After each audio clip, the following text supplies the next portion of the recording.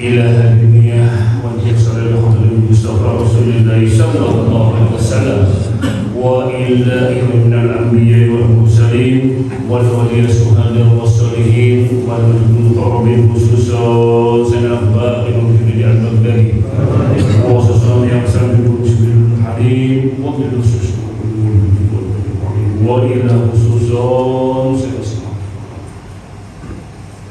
الفاتحة. أعوذ بالله من الشيطان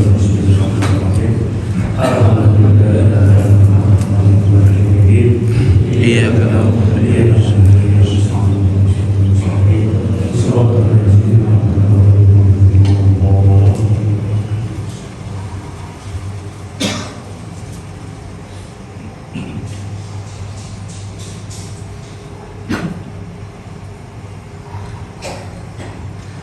Assalamualaikum warahmatullahi wabarakatuh.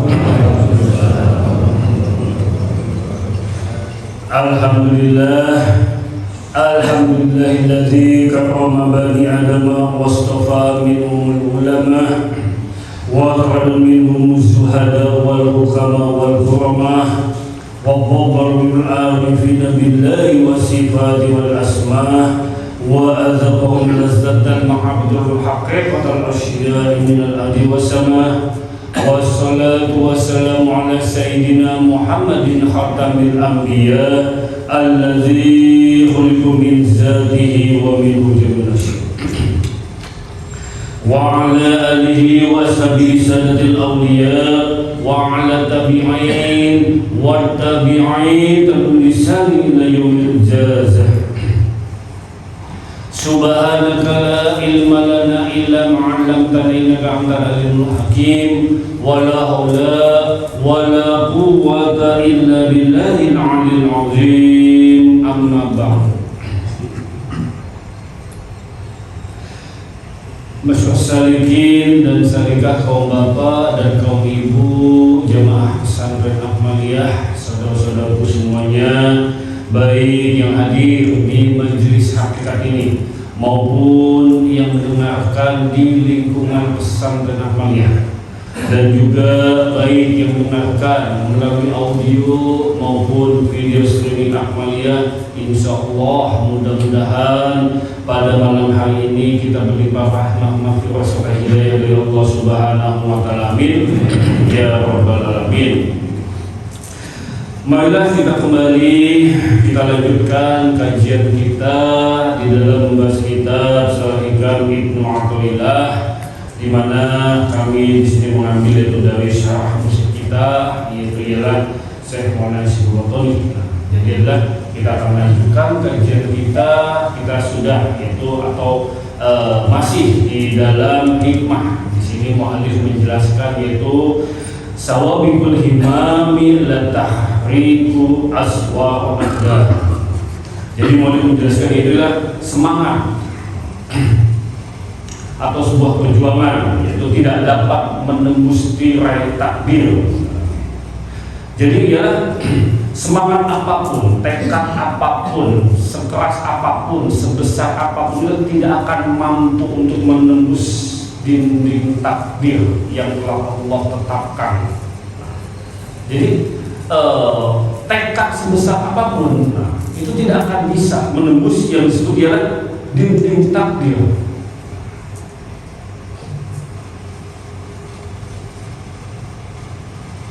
Jadi kita perlu dulu begini. Mau menjelaskan dia sebesar apapun semangat, sebesar apapun tekad kita untuk meraih sesuatu, keinginan sesuatu itu tidak akan dapat menembus dinding takdir Allah. Nah, ini kita kembali membahas tentang masalah takdir yang telah Allah tetapkan. Sekarang secara umum, takdir itu ada yang disebut takdir mudhaf dan takdir mu'allaq. Ini secara umum. Takdir mudhaf itu adalah takdir yang memang tidak dapat diubah. Tentunya telah Allah tetapkan. Contoh takdir di mana seseorang dilahirkan dari keluarga mana, dari suku apa, bangsa apa, nah, itu kita tidak bisa. ialah meminta. Begitupun ialah jenis kelamin. Kita tidak bisa request dilahirkan sebagai laki-laki maupun perempuan. Yang penting jangan sampai ialah apa namanya, transgender atau bencong. Tidak ada seperti itu. Nah, jadi Allah ketentuannya hanya dua. Kita dilahirkan ia dalam bentuk laki-laki atau wanita. Ini takdir yang sudah takdir mubrom, yang kita tidak bisa untuk merubah, meminta untuk kita berubah. Berbeda dengan takdir yang sudah dalam alam. Nah, kita bisa secara umum. Takdir mutlak itu adalah takdir di mana ialah bisa diusahakan untuk dirubah, untuk merubahnya itulah kita bisa. Takdir mutlak inilah dalam bentuk adanya ialah proses usaha dan ikhtiar, teori, strategi untuk ialah meraih sesuatu. Ini takdir yang ialah takdir mutlak.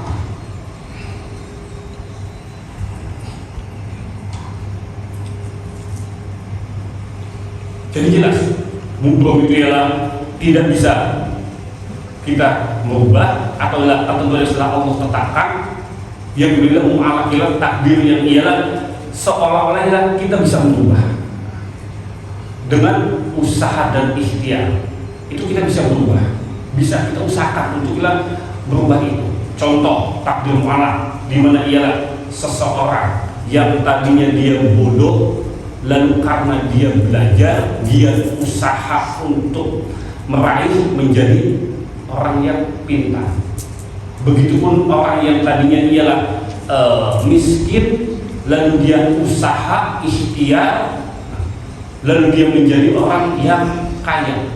Itu adalah takdir yang dapat diusahakan, yang dapat diubah. Kalau dalam kajian ilmu tasawuf atau ilmu tauhid, 3 macam takdir yang akan kita bahas. Yang pertama ya takdir pula. Takdir pula inilah takdir boleh dikatakan adalah yang memang sudah Allah tetapkan semenjak zaman, yaitu alam qadim, yang ada pada martabat takyun sani atau kecanggahan kedua, kenyataan kedua, yang disebut juga ialah di Lauhul Mahfuz. Itu takdir mulai dari ialah penciptaan alam semesta. Semua yang ada di alam semesta ini ialah sudah Allah skenariokan dalam bentuk ialah Lauhul Mahfuz. Sampai ialah hari kiamat, yang disebut kiamat akhir, yang semua itu adalah nanti akan di bumi hanguskan atau ditiadakan oleh Allah. Allah sudah tetapkan di Lauhul Mahfuz. Ini sebenarnya takdir pula, termasuk ialah takdir yang telah Allah tetapkan untuk diri kita.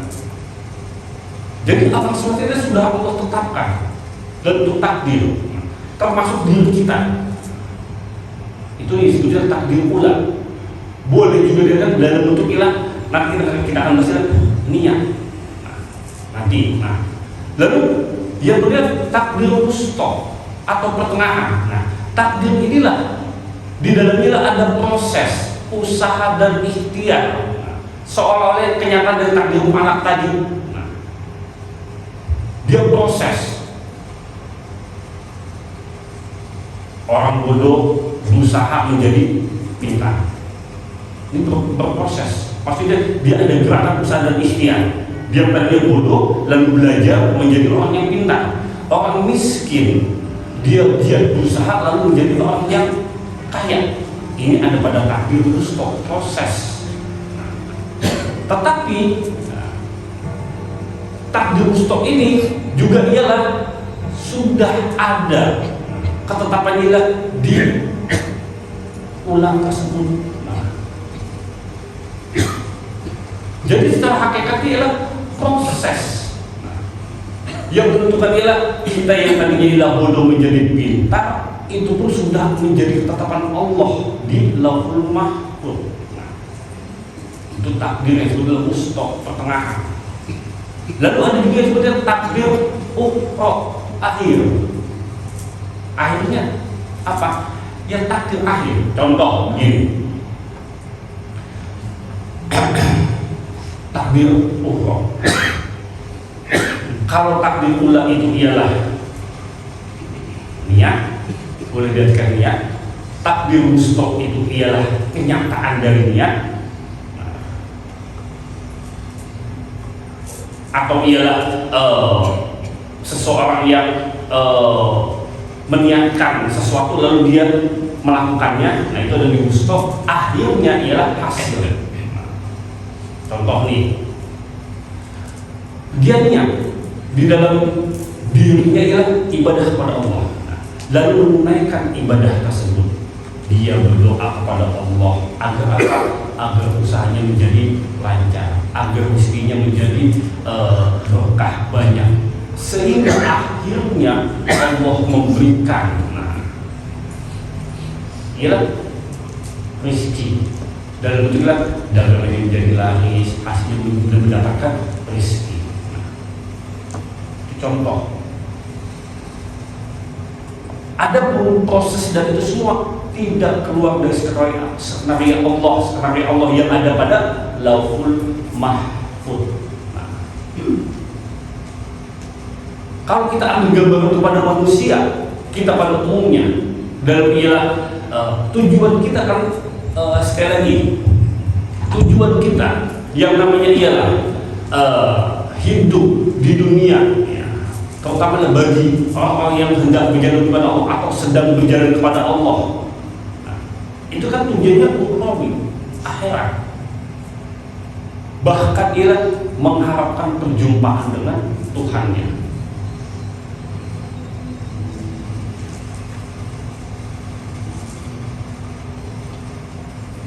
Kalau kita ambil dari contoh, yaitu takdir ula, wusta dan ukhra dalam perjalanan seorang salikin.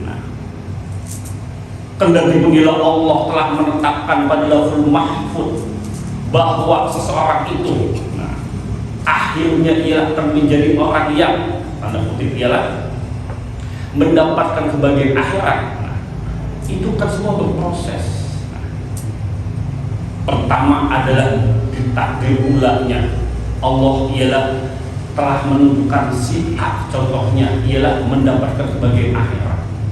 Lalu pada kenyataan yang kedua, kenyataan maksudnya ialah di takdir mustaqnya itu ialah dia hidup, dia ialah berproses, dilahirkan dari keluarga, contoh keluarga yang biasa saja, sehingga dia ialah terkait dengan ilmu agama, sehingga dia ialah mendapatkan bimbingan dari seorang mursyid, seorang guru, ngaji istiqomah, amal ibadah, lalu akhirnya dia akan mendapatkan kehidupan yang abadi di akhirat dalam bentuk ialah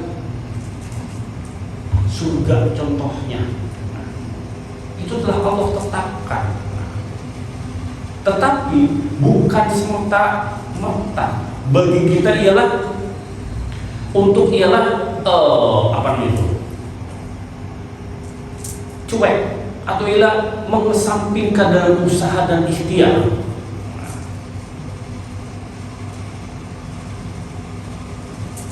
Jadi banyak orang yang ialah menganggap takdir itu, terlebih nih bagi orang-orang yang anggaplah seorang salikin yang telah mengetahui perjalanan dalam bentuk takdir, sehingga mengklaim adalah ya saya kan kalau yang namanya rezeki sudah Allah atur, iya, mau kerja nggak kerja Allah pasti sudah kirim, iya betul, ya untuk apa saya bekerja, toh pasti Allah mengirimkan, mendatangkannya.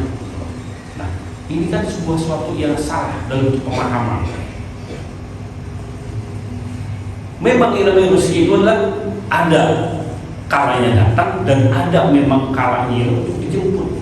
Kebanyakan adalah dijemput dalam bentuk usaha dan ikhtiar, baik dalam bentuk dagang, kerja, bisnis, apapun. Nah, itu dijemput rezeki. Sedangkan pada takdir pula Allah telah menetapkan seseorang itu yang mendapatkan rezeki. Nah, lalu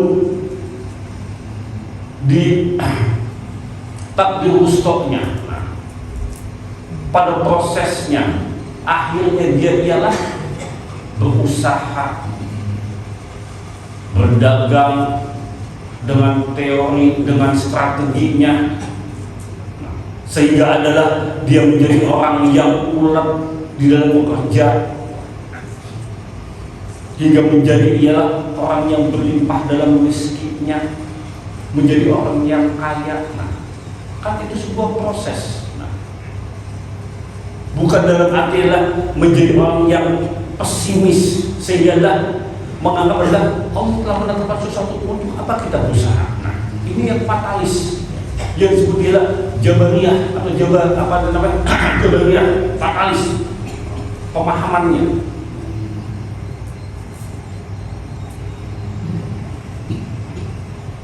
Oleh karena Allah telah menentukan, Allah telah berkehendak, dengan kehendaknya Allah ialah akan mencukupi hambanya, tentunya sesuai dengan kehendak Allah, bukan sesuai dengan nafsu atau kehendak hambanya.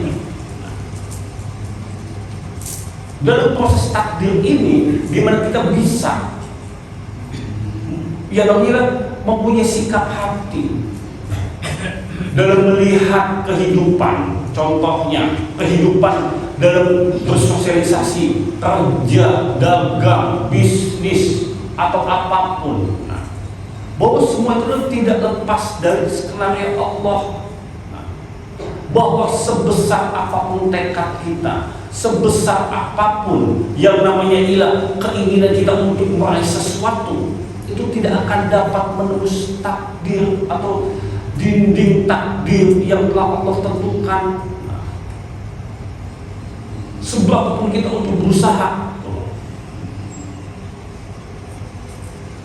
Jadi dengan kata lain kita menerima dengan bentuk qanaah pada Allah.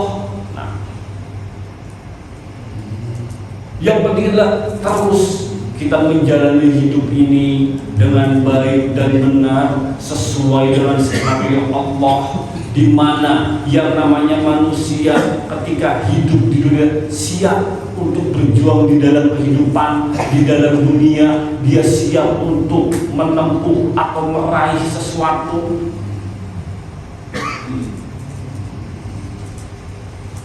Mempunyai tekad, himmah untuk meraih sesuatu yang diciptakan. Tetapi jangan mulai kita bersandar atas itu. Sebagaimana yang dikatakan hikmah yang pertama, min alamatil iktimadi amalin nuqsun rojai indah wujudul jalan. Jadi jangan bersandar terhadap sesuatu amal, tekad meraih sesuatu itu, tapi bersandarlah atas anugerah Allah. Begitu pula ketika kita ialah ada di dalam wilayah yang disebut dunianya, apa yang kita inginkan, apa yang kita cita-citakan, apa yang kita mau kehendaki, dengan sebesar apapun, dengan segigih apapun, ia tidak akan menembus tirai takdir, tidak akan menentukan hasil apa yang telah Allah tetapkan. Inilah yang disebut mu'alif ilah sawabul himamil tahriku aswab abdan.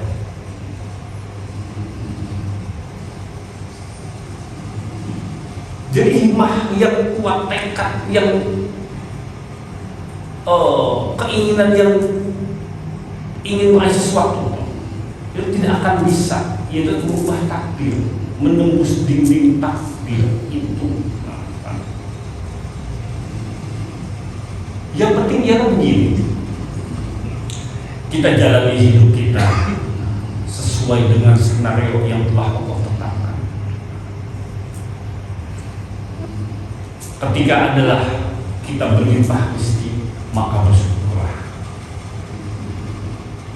Ketika adalah kita ditimpa dengan ujian dan cobaan, maka bersabarlah. Dan ketika Allah telah menetapkan sesuatu untuk kita dan untuk takdir kehidupan yang wajib kita jalani, maka jalanilah dengan ridho. Di dalam ridho itulah ada tawakal, kita berserah diri kepada Allah, lalu qanaah, menerima apapun yang Allah tetapkan untuk diri kita di dalam perjalanan hidup kita. Ketika semua itu adalah kita sudah pahami, tentunya kita akan enjoy, kita akan nikmat di dalam menjalani hidup. Sebesar apapun keinginan kita untuk meraih sesuatu, kita akan paham dan menunjukkan sikap hati.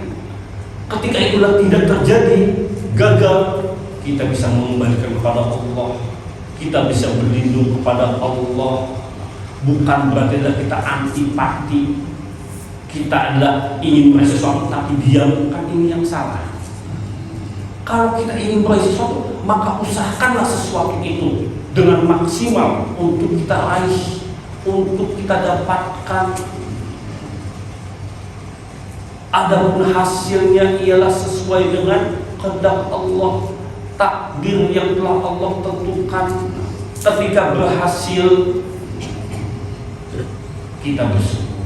Ketika gagal, ya kita bersabar. Itulah yang namanya kita ridho terhadap Allah, terhadap ketetapan yang telah Allah berikan untuk diri kita. Tekad itu, kalau boleh dijelaskan sini, tekad itu ada dua. Ya sudah, tekad himmah atau tekad atau himmah. Himmah yaitu himmah sugur dan himmah kubur. Nah, himmah sugur itulah keterikatan hati dengan yang dicita-citakan. Nah, yang seperti tadi kami jelaskan. Kalau kita sudah punya tujuan yang jelas, keinginan atau semangat dalam berjuang untuk meraih sesuatu yang dicita-citakan, maka tempuhlah dengan usaha dan ikhtiar. Kita nggak usah melihat ialah mau jadi, mau sukses atau tidak. Semua itu rahasia Allah, skenario Allah yang telah Allah tetapkan. Kita tidak bisa menerka-nerka akan seperti apa. Tapi yang penting ialah ada semangat, ada daya juang, ada keinginan untuk meraih sesuatu. Karena kalau orang ingin kaya, mustahil dia diam saja. Mustahil orang yang ingin rezekinya berlimpah, dia duduk diam. Itu mustahil. Orang yang kaya, orang yang ingin rezekinya berlimpah, di mana dia ada keinginan untuk menjadi orang yang sukses, contohnya, berarti ada yang dicita-citakan. Jadi keterikatan hatinya dengan yang dicita-citakan itulah akan menempuh jalan untuk menuju yang dituju atau yang diinginkan, yang dicita-citakan. Walaupun ialah hasil apapun, tidak akan bisa, usaha sebesar apapun, semangat sebesar apapun, tidak akan bisa menembus dinding takdir, merubah takdir yang telah Allah tetapkan dari zaman azali, dari zaman ialah Yesus dari ketetapan yang telah tetapkan di lauhul mahfuz. Ini tidak akan bisa, seberapa apapun, seberapapun.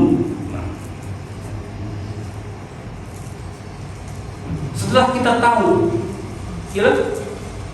apa iya kita menjadi berarti yang namanya Allah telah menetapkan takdir, rezeki atau apapun. Percuma dong kalau saya adalah mempunyai sesuatu keinginan dengan daya juang yang tinggi, tapi hasilnya belum kelihatan, belum pasti. Ini adalah suatu pemahaman yang salah. Boleh disebut juga pemahaman yang bodoh, yang jahil. Kenapa? Justru Allah ialah memberikan dalam bentuk ialah semangat. Semangat itu kan himmah, tekad. Kalau kita untuk memulai sesuatu tidak ada semangat, itu sebuah anugerah. Kalau kita tidak ada semangat di dalam meraih sesuatu, nggak akan bisa jalan. Nggak akan bisa jalan. Tetapi orang yang punya semangat, daya juang yang kuat, daya juang yang tinggi, dibangun dengan pemahaman tauhid yang baik, pemahaman tauhid yang benar, sehingga menemukan hasil akan berdampak kepada sikap pandang hidupnya dengan baik, dengan dia mengembalikan semua kepada Allah, semua dari Allah. Tidak ada sesuatu apapun yang dia hasilkan baik dalam semua proses itu ialah dia tidak pernah mengklaim bahwa itu hasil dari jerih payah dirinya. Kan ini yang sangat baik dalam pemandangan sikap hati, dalam sikap hati. Sehingga ialah dia menjadi orang yang benar di dalam ialah tauhidnya. Tapi bukan berarti dia lepas, peluk, dengkul, duduk, diam. Ketika kita melakukan sesuatu, berarti ada dong semangat untuk meraih tersebut. Walaupun kita tahu semangat itulah tidak akan bisa mengubah apa yang Allah tetapkan.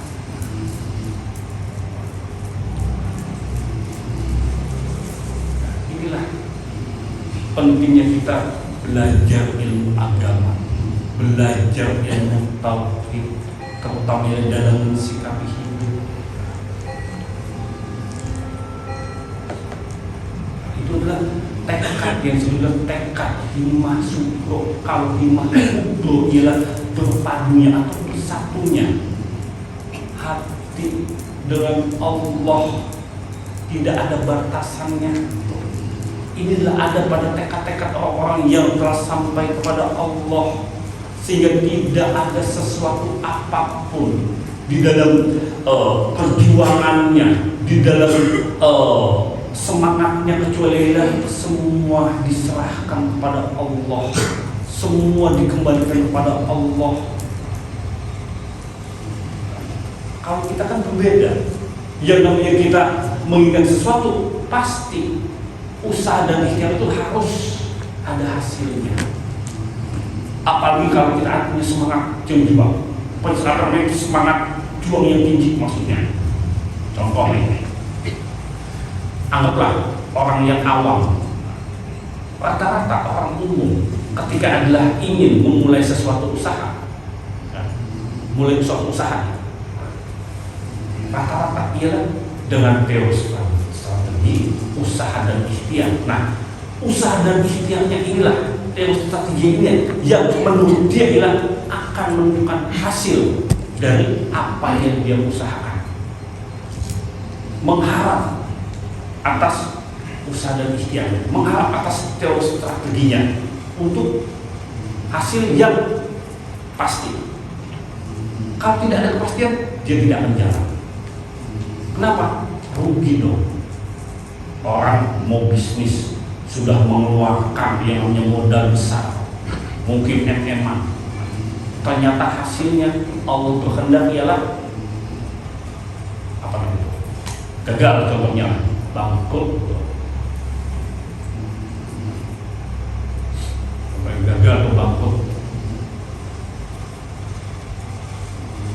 Kalau orang awam, dia akan menimbang-nimbang, dia akan berpikir ulang terus dengan teori strateginya sampai mendapatkan kepastian. Walaupun takdir mustaqbal itulah tidak lepas dari ialah ketetapan yang telah Allah tetapkan.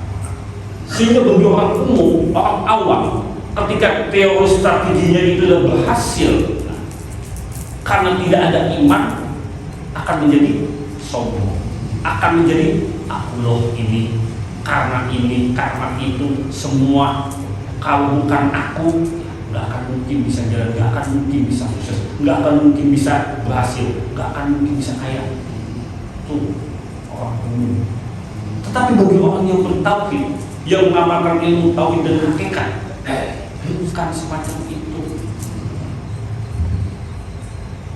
Ketika dia ada semangat juang, ingin meraih sesuatu, walaupun Allah telah menetapkan di zaman atau di lauhul mahfuz aja usaha tersebut yang akan menjadi usaha yang gagal, dia tidak akan mengangkat itu. Dia jalani sesuai dengan ekosistem, dia jalani sesuai ketentuan Allah.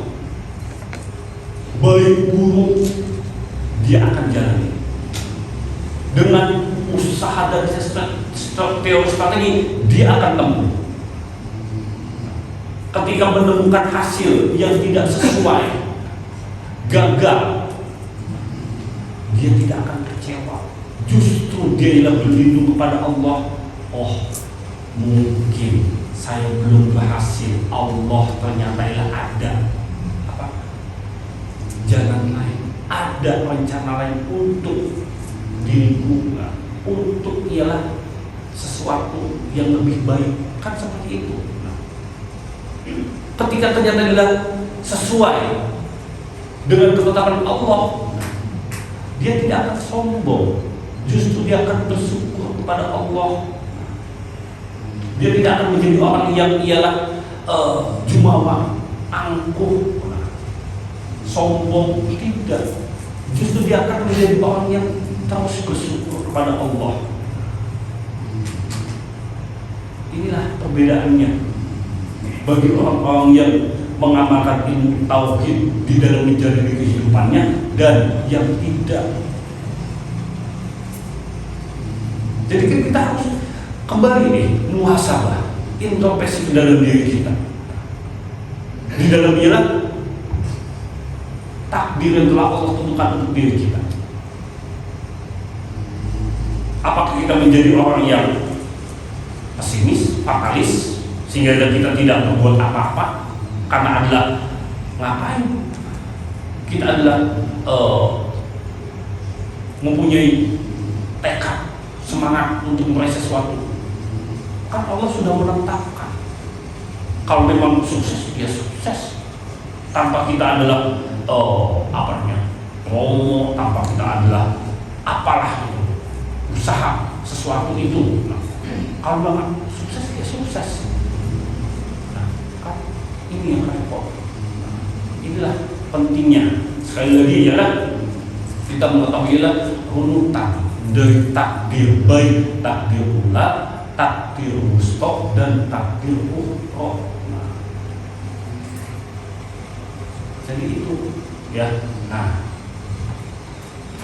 lalu selanjutnya, mu'alif di sini menjelaskan, yaitu ialah Arif nafsaka minal tadbir fama qoma bihi hoyuka angka latakum bihi linafsi. Jadi ya arif nafsaka minal tadbir, bahwa istirahatkan diri kita daripada ialah kerisauan atau ikut dalam tadbir, dalam ialah mengatur urusan dunia atau mengatur urusan dunianya. Nah, di sini mu'alif menjelaskan kita disuruh istirahatkan jiwa kita, pikiran kita, hati kita dari ikut campur dalam ialah mengatur urusan dunianya atau dunianya.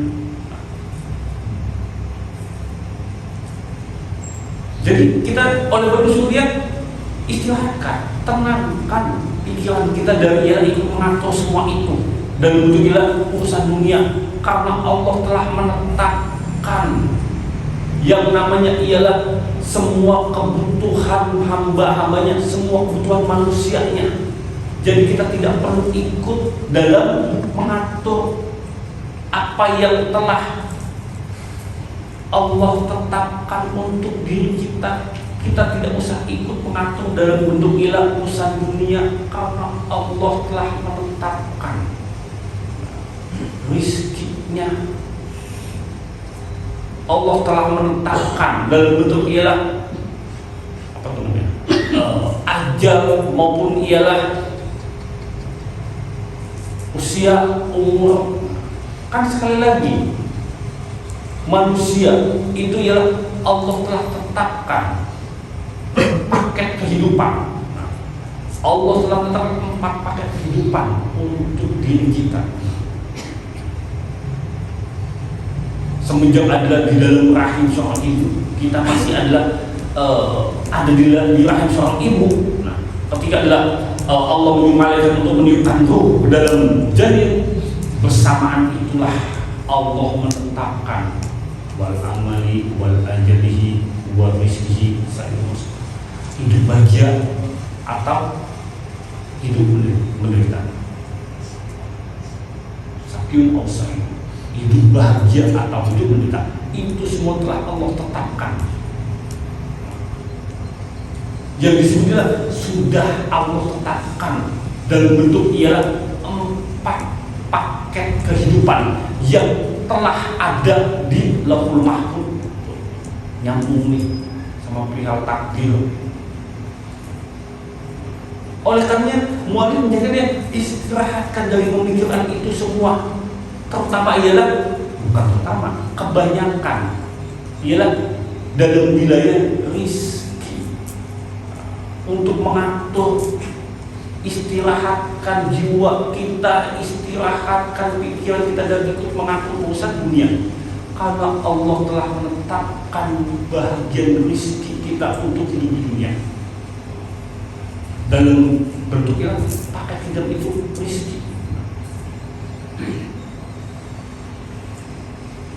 Seberapapun kita berusaha, seberapapun kita ialah menginginkan menjadi orang yang kaya contohnya, tetapi Allah menetapkan ia menjadi orang yang pas-pasan biasa, maka terimalah.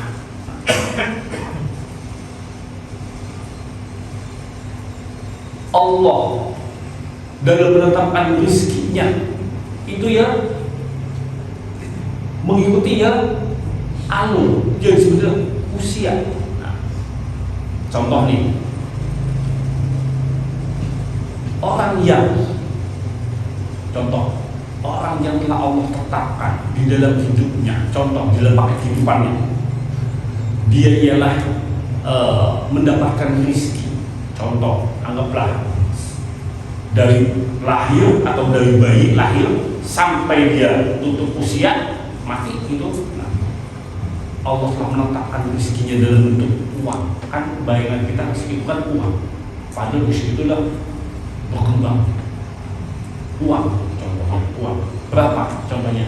Anggaplah 20 miliar. Rezeki itulah yang Allah akan turunkan sampai ujung usianya atau sampai batas akhir usianya atau ajalnya, sampai 20 miliar. Jadi itu di dalam itu ialah dari dari lahir sampai ini dunia, inilah perjalanan proses ekosistem yang ada di dunia. Nah, baik dia ialah ternyata ialah melalui mendapatkan rezeki itu. Nah, ialah pertama ialah melalui orang tuanya, sampai ada mungkin dia sampai ialah dia bisa bekerja.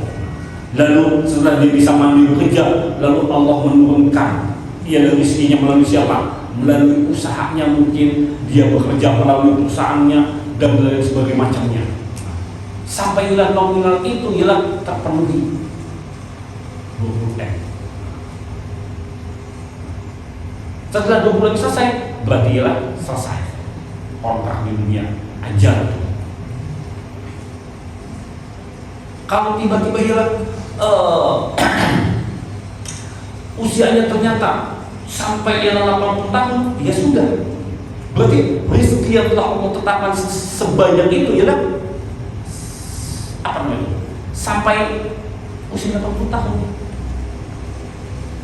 Mungkin ya ngasihnya sedikit. Coba gimana dengan orang yang anggaplah yang mempunyai adalah bisnis. Makanya kan disebutkan Allah itu Rahman Rahim. Allah itulah pemurah dan penyayang.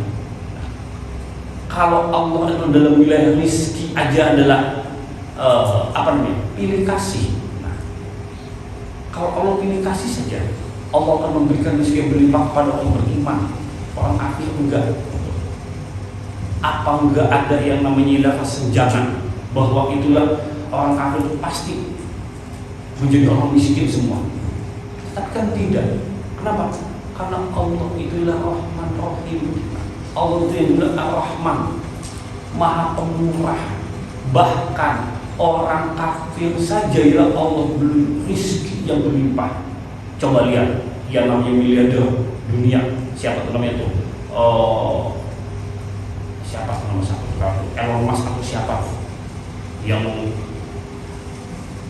punya Amazon atau mungkin siapalah itu, Bill Gates siapa? Coba lihat, apakah dia orang yang beriman pada Allah?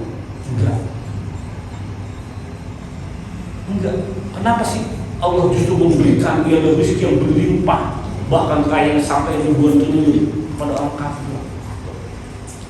Coba, kenapa enggak sama orang Islam gitu kayak siapa kayak gitu, yang orang soleh, yang orangnya ialah pokoknya orang yang baik deh, orang soleh tapi Muslim beriman pada Allah. Kenapa? Inilah terkait skenario yang ada di Lauhul Mahfuz, ekosistem dalam ialah rezeki.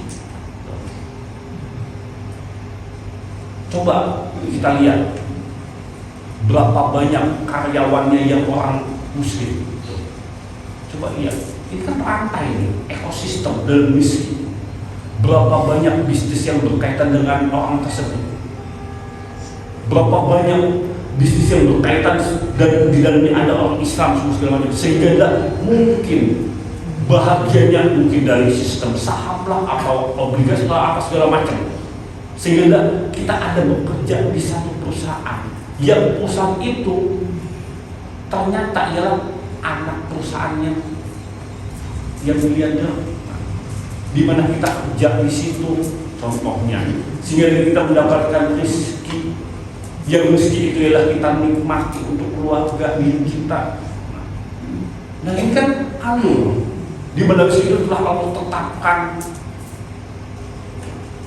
Ya, jadi itu sebenarnya Allah ekosistem dalam bentuk takdir. Baik ialah yang disebutlah dalam wilayah rezeki tersebut.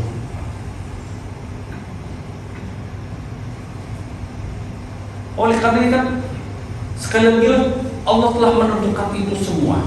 Nah, tergantung sikap pandang kita dalam menerapkan ilmu itu. Nah, itulah Allah Rahman Rahim. Tapi ada juga yang namanya ialah pengusaha-pengusaha yang Muslim beriman yang memang menjadi orang banyak juga. Tuh. Maksud kami di sini maksudnya ialah kita tidak usah memikirkan yang namanya itu ialah orang kafir kaya raya kebanyakan, sedangkan kenapa orang Muslim itu adalah miskin-miskin. Gak usah kita memikirkan itu. Tetapi yang kita pikirkan ialah Allah yang telah menetapkan pada diri kita dalam bentuk 4 paket kehidupan itu yang dimana kita jalani, sehingga ialah di sini wali menjadikan sudah istirahatkan dari ikut campur mengatur urusan dunia, karena Allah telah menentukan untuk kita, Allah telah menetapkan untuk kita, karena Allah yang maha tahu, yang Allah yang maha mengetahui tentang kebutuhan kita. Allah itu ialah tidak bisa diatur. Bahkan ialah Allah ialah menjelaskan untuk sesuatu dalam hal apa? Dalam hal ialah keinginan sesuatu. Yang disebutkan ialah begini. Bisa jadi kamu mencintai sesuatu, tapi itulah buruk untuk diri kita. Kita suka nih dengan sesuatu itu, tapi bisa jadi itu ya sesuatu yang buruk untuk diri kita. Begitupun sebaliknya, bisa jadi kamu membenci sesuatu, tapi itu baik. Jadi bisa jadi kita tidak menyukai sesuatu, dan untuk apa? Allah memberikan kita dalam keadaan ialah mungkin miskin, rizkinya sempit. Siapa sih yang mau dikasih miskin? Siapa sih yang mau dikasih dengan berbagai macam bentuk ujian dan cobaan? Wa asa an taqrahu shay'an wa huwa khairun lakum. Bisa jadi kamu membenci sesuatu itu. Bisa jadi kita tidak suka dengan ketetapan Allah. Ketika Allah yang menjadikan kita menjadi orang yang apa? Orang yang miskin. Padahal itu baik. Kenapa baiknya? Karena bisa jadi dengan kemiskinan itu, dengan kepapahan itu, kita selalu dekat dengan Allah. Kita selalu dekat dengan Allah. Enggak macam-macam. Rezeki yang pas-pas itu menjadi rezeki yang berkah, bukan malah menjadi rezeki yang istidzar, yang maunya ialah apa namanya, maksiat terus dengan rezeki itu. Kan tidak sedikit orang yang berlimpah rezeki dari Allah menjadi ialah istidzar. Rezeki ialah menjadi untuk murah-murah, untuk dugem, untuk beli hal-hal yang tidak bermanfaat. Banyakkan apanya itu namanya maksiatnya, sehingga lupa dengan kewajibannya. Zakat, infak, sedekah lupa, sehingga Allah ialah mengambil, bisa kalau mengambil dengan paksa, dan bentuknya berbagai macam bentuk cara Allah mengambil rezeki dengan berbagai cara.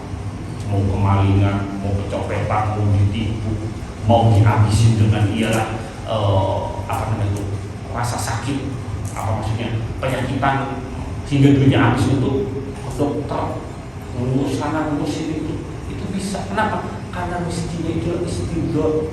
Rezekinya itu adalah menjadi rezeki yang selalu untuk ialah di dalam wilayah kemaksiatan. Jadi bisa jadi kita membenci sesuatu, kita tidak suka dengan sesuatu, tapi justru itu yang paling baik. Dan bisa juga sebaliknya,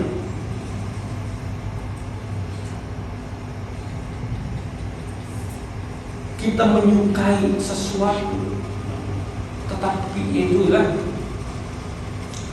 amat musibah kita. Siapa sih yang tidak suka ialah rezeki? Siapa yang tidak suka uang? Contohnya uang. Semua suka uang. Ketika uang itu adalah menjadi istidzar, maka itulah buruk untuk diri kita. Karena apa? Karena kita menggunakan, karena kita ialah yang disebut ialah mendapatkan rezeki itu ialah dari Allah, sehingga kita lupa rezeki yang harusnya untuk di jalan Allah, ada haknya Allah, malah dipakai untuk yang lain-lain. Yang namanya ialah kekayaan atau rezeki menjadi istidzar. Jadi itu. Jadi sekali lagi mau menjelaskan ialah Aizat sakramina tadbir, istirahatkanlah jiwa kita, hati kita, pikiran kita dari ikut mengatur urusan dunia. Karena urusan dunia itu telah Allah tetapkan untuk diri kita.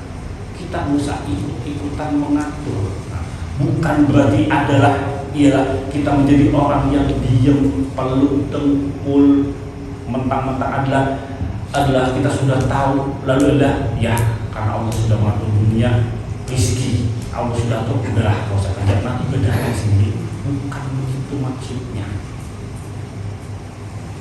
Maksudnya tetap kita adalah ada di wilayah usaha dan ikhtiar.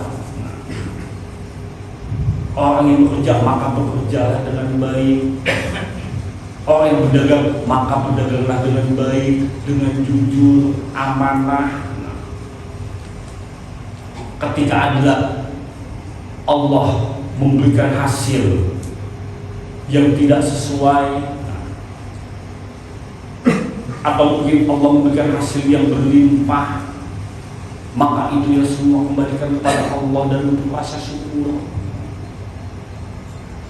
Ketika Anda ternyata adalah gagal atau tidak berhasil, maka kembali juga kepada Allah dalam bentuk perlindungan kepada Allah, memohon kepada Allah dalam bentuk sabar. Kan jelas seperti itu. Lalu mu'alif yang menjelaskan, yaitu fama qoma bihi bila ghairuka angka la taqum bihi li nafsi. Yaitulah sebab apa yang sudah dijamin diselesaikan oleh lainmu, tidak usah kau memikirkannya. Nah, oleh karena semua itu sudah dijamin oleh Allah. Nah, dalam bentuk rezeki, ajal, amal, itu bagi itu menderita, kita tidak usah ikut memikirkannya. Nah, jadi jelas di mana ialah Bu Ali menjelaskan suruh istirahat, memikirkan ialah ikut campur dalam dunia. Sebab semua itu adalah sudah dijamin oleh Allah. Jadi kita sudah tidak perlu ialah ikut untuk memikirkannya. Di dalam wilayah rezeki, belum lagi dalam wilayah amal baik dalam amal perbuatan maupun dalam amal ibadah. Belum lagi yang dalam bentuk ilah ajal,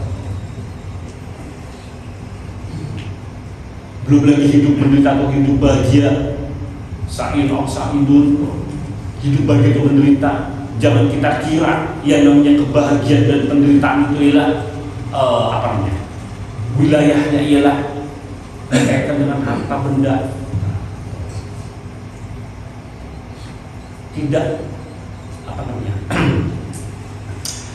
kebahagiaan itu tidak menyangkut dengan harta benda atau kekayaan. Justru banyak orang yang pas-pasan, orang yang berkecukupan, cukup maksudnya, ya cukup nih, cukup apa? Cukup. Pas pengen jalan-jalan, pas tuh ada apa? Ada yang bikin mobil. Pas mau pas mau umroh, pas ada yang ngasih hadiah, cukup, pas-pasan. Jangan kira orang yang hidupnya pas-pasan atau cukup lah, dia ialah tidak bahagia. Kebahagiaan itu bukan itu dari harta benda. Justru banyak orang yang berlimpah harta benda, tetapi ialah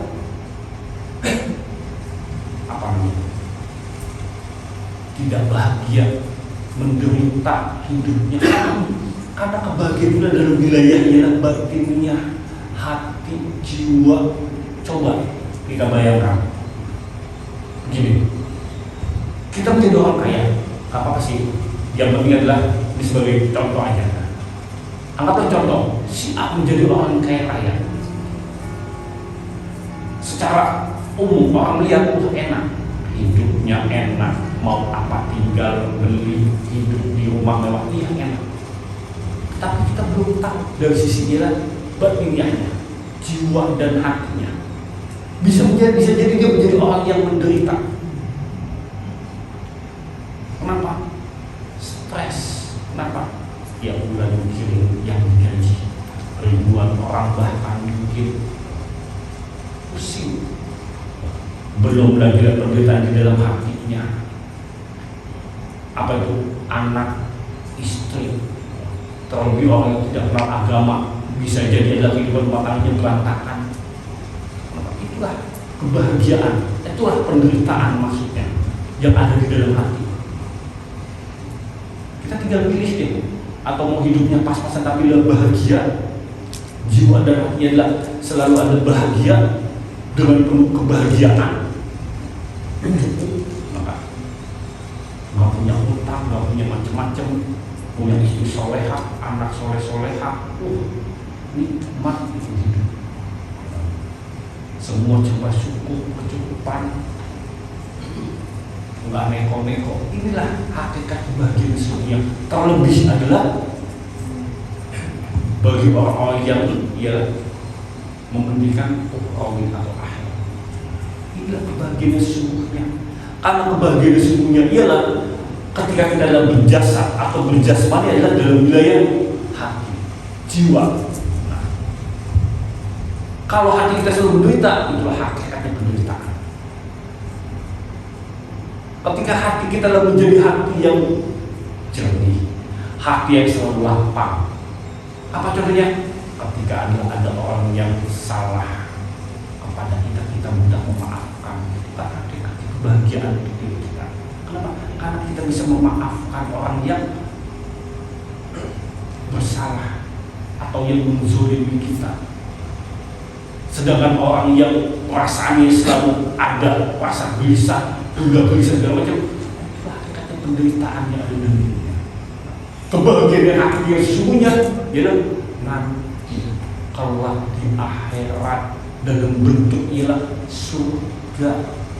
Sehingga orang yang telah Allah tetapkan dari zaman ajali atau dari lahul mahfuz ketika hasilnya menjadi orang yang mendapatkan kebahagiaan akhirat, itu salah satunya seperti itu, mendapatkan kebahagiaan, baik kebahagiaan di dunia dalam bentuk ialah apa sih? Kalau bagi kita kebahagiaan dunia itu apa? Kebahagiaan atau anggaplah surga yang disebut ialah Allah yang akan menjadikan ialah dua surga. Itulah orang yang makrifah pada Allah, orang yang mengenal dirinya, orang yang mengenal tahu akan dirinya. Itu bagi orang yang ialah telah mengenal pada Allah. Kebahagiaan sesungguhnya nanti itu yang di akhirat yaitu surga yang Allah janjikan. Tuh. Nah, itulah mu'alif menjelaskan di sini ialah arif nafsaka minal tadbir wa ma bihi ghairuka anka lakum bihi nafs.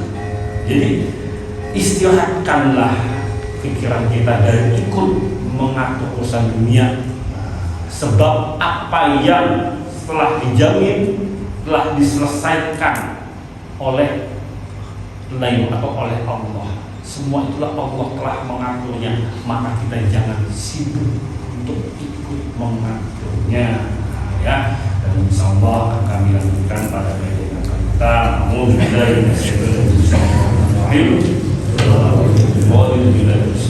Muhammad bin Nabiyah, alhamdulillah